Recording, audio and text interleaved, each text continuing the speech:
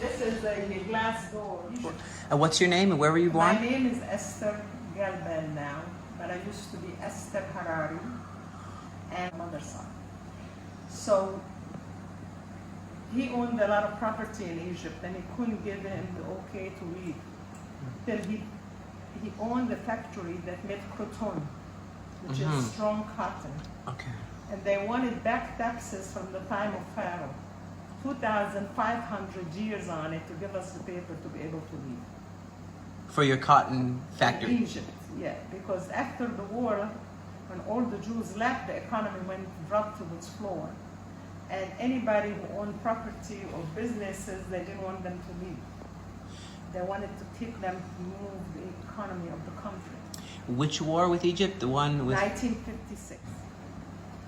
So when Nasser came to power, and there was a big war over the Suez Canal. And the three countries that fought was French, Israel, and England, I said, or America. And they did not allow them, they gave them, the French, my aunt was married to a Frenchman who worked on the canal. He was an engineer, and they gave him 24 hours to leave with a bookcase. That's all they were allowed to take, each a bookcase, with no jewelry, and £100 each to leave Egypt in 48 hours.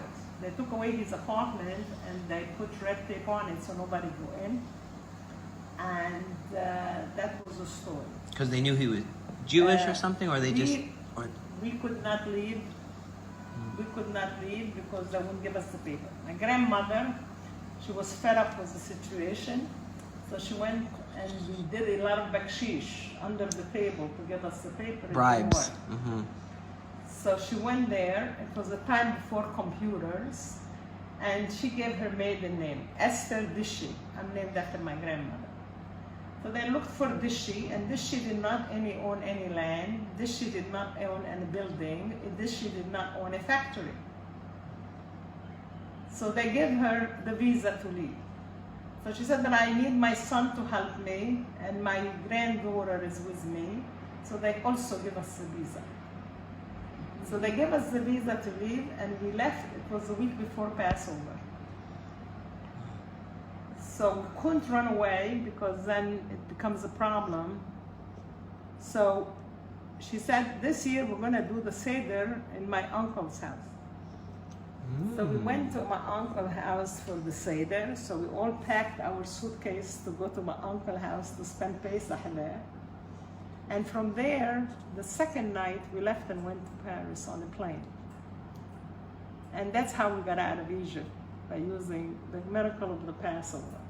That's unbelievable. And my grandfather was there because he had Parkinson, and they had let him out for medical reason. And he didn't like living in France because it wasn't religious. There was only 2 kosher butchers, and one of them, they saw horse meat in him, so they stopped buying from him. So there was only 1 kosher butcher in the whole of France.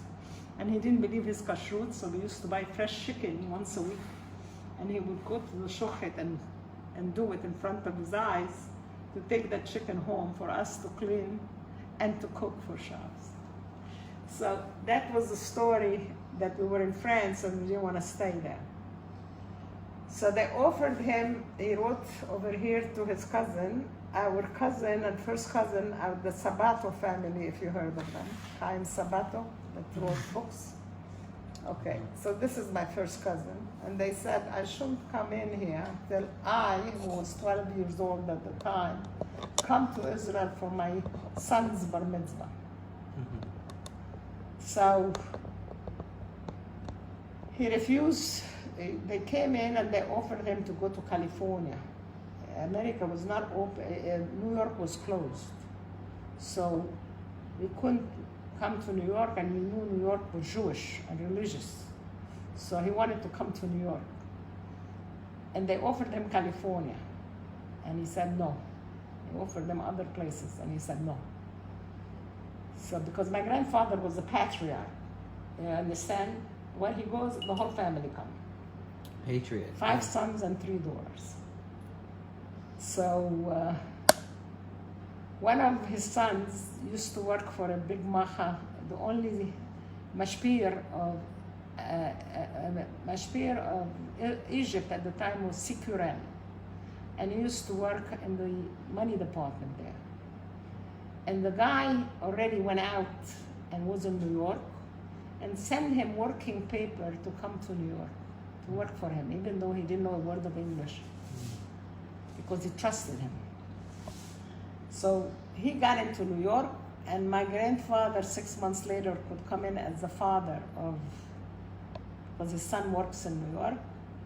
And because of my grandparents was past the age of making Aliyah, I was part of their family, so I was bringing down the age of my grandparents.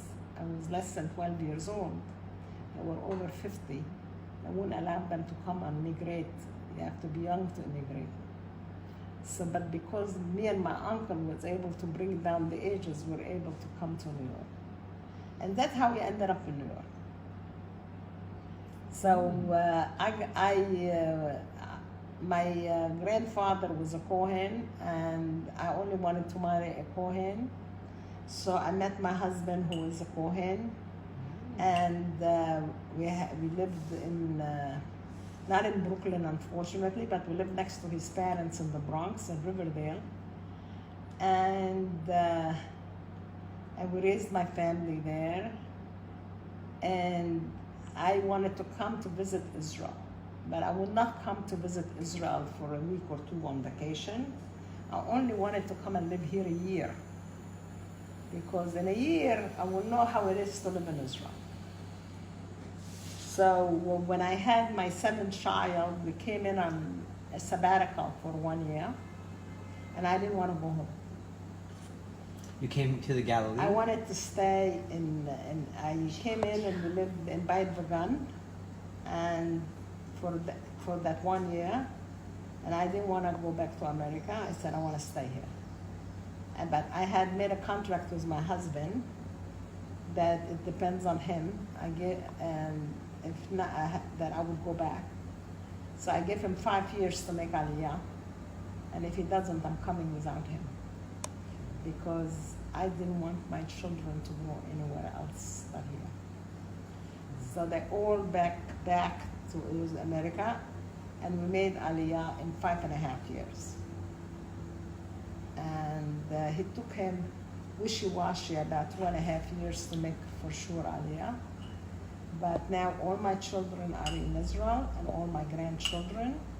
I have 8 children and 36 grandchildren right now, and more to come with Hashem. I don't have enough. I hope to live to see them married, my grandchildren. All my children are married, and they're all married Jewish, and all have Jewish grandchildren. I could eat in each one houses. They're all kosher, and they're all Shomer Shabbat. And I won the lottery. Come and join me. Say something of the Galilee. Why Galilee? Sea of Galilee. Why do you like Sea of Galilee to live? Because here is where Miriam well is buried. The water that fed them in the desert for 40 years. When she died, what happened to that well?